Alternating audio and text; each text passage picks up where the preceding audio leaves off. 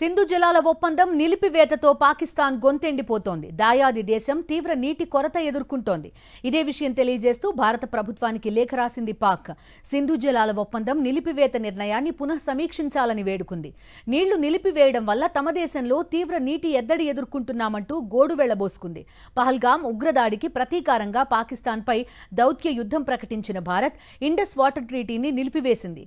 సరిహద్దుల్లో కాల్పుల విరమణ అమల్లోకి వచ్చినా ఈ నిర్ణయాన్ని మాత్రం వెనక్కి తీసుకోలేదు. ఉగ్రవాదంపై పోరులో ముందడుగు వేస్తేనే ఈ నిర్ణయాన్ని పునః సమీక్షిస్తామని స్పష్టం చేసింది భారత్. ఈ లేఖకి సంబంధించి పూర్తి డీటెయిల్స్ అందిస్తారు మా కరెస్పాండెంట్ వెంకటేష్. చెప్పండి, సింధు జలాల ఒప్పందాన్ని పునః సమీక్షించాలి అంటోంది పాకిస్తాన్. ఆ అవకాశాలు ఎంతవరకు ఉంటాయి? భారత్ ఆలోచన ఏ విధంగా ఉండే అవకాశం ఉంది?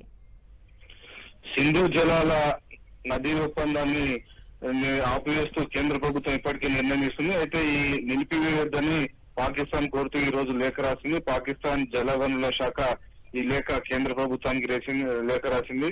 ప్రధానంగా ఈ నదీ జలాలను ఆపివేయడం వల్ల సింధు నది పరివాహక ప్రాంతంలో ఉన్నటువంటి పంటలు ఎండిపోతున్నాయని, ప్రజలకు తగినటువంటి తాగునీరు అందడం లేదని పాకిస్తాన్ ఆందోళన వ్యక్తం చేసింది.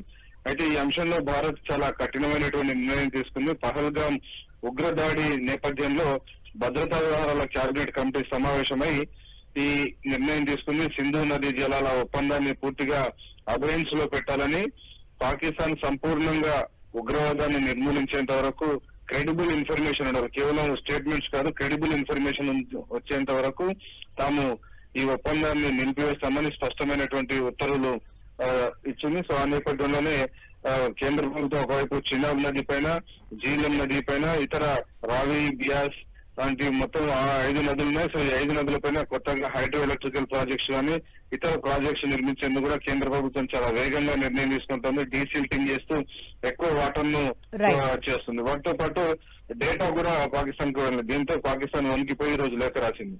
ఓకే వెంకటేష్.